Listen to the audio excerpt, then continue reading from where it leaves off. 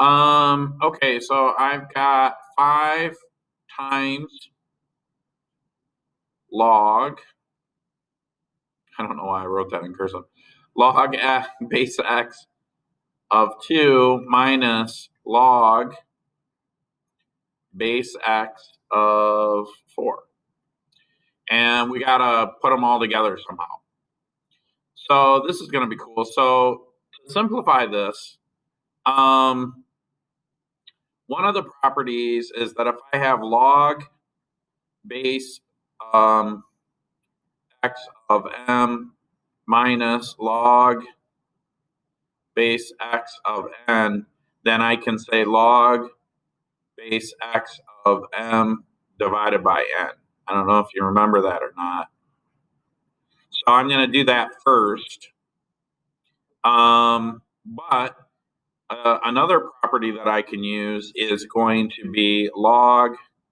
So if I have an a in the front here and I say log base x of m, that's the same as log base x of m raised to the a. So I'm going to toss this 5. I'm going to toss this 5 up here.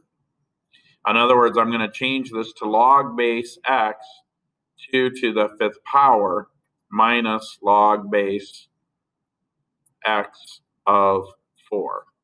Now 2 to the 5th power, let's see, what is that? 2 times 2 times 2 times 2 times 2. 5 times has got to equal something. So this is 4 times 2 is 8 times 2 is 16 times 2 is equal to 32. So this is 32. So I say log base x 2 to the 5th power is 32. And that's equal to, or minus log base x of 4. And then I can rewrite this as log base x. The first one goes, that's the numerator, over 4. And then finally, I could say log base x, 8 divided by 4, or I'm sorry, 32 divided by 4 is